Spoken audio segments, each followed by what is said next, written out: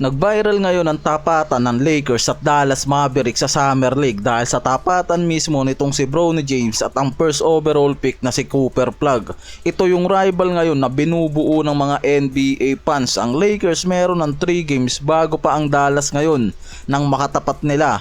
Miami Heat ang unang nakalaban nila at pumuntos itong si Bronny James ng 10 points sa San Antonio Spurs 2 points lang.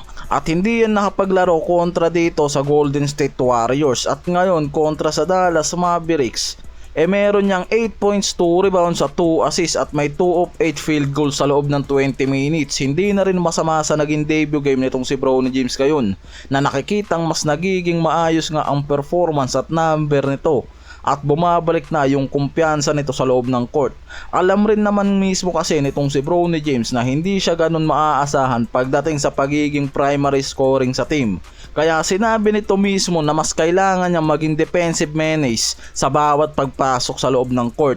And nagawa niya yan mismo kontra dito sa Dallas Mavericks at siya yung naging tao kontra dito kay Cooper Plug. Nag-average si Plug ng 10 points, 6 rebounds, 4 assists and 3 steals sa loob ng 30 minutes mga pare ko. Talagang binabad ng Dallas Mavericks sa unang debut game itong future star nilang si Plug. Magandang pag-welcome ang binigay dyan ng mga LA fans, lalo na nitong si Bronny James. Nag-execute itong si Plug ng magandang powerful pass break dunk sa harap ng defense ng Lakers na nag-viral pa nga yung isa niyang dunk dyan. At kumpiyansa itong si Kyrie Irving na maging teammate itong si Cooper Plug dahil sa gandang performance at mukhang masaya si Irving dyan sa loob ng pagitan ng 4 minutes to 35 hanggang 2 minutes to 49 seconds nakapagtala ng 6 na puntos na magkakasunod ito para sa Mavericks. Kaya ganun na lang rin talaga kataas ang expectation na binibigay ng Dallas Mavericks dito kay Cooper Plug ngayon.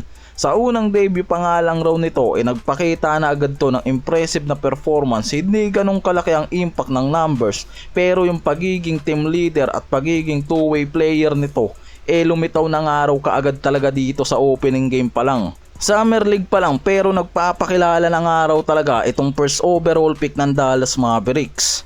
At sa huli nga nakuha ng Dallas ang una nilang panalo sa Summer League kontra mismo dito sa Lakers sa final score na 85-87. May binubuong rival ngayon ng NBA fans sa pagitan nitong si Bronny James at ang first overall pick na si Cooper Plug.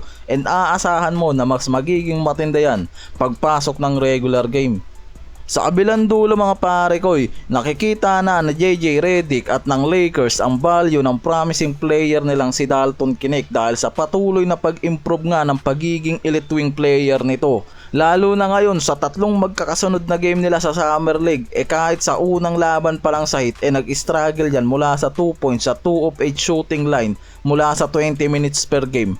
Bumawi agad yan mula sa 25 points na kinuha nito at merong 9 of 18 field goal kasama yung 4 of 8 mula sa 3-point range at mayroon pang 8 rebounds kontra sa San Antonio Spurs at 15 points ngayon kontra Dallas Mavericks.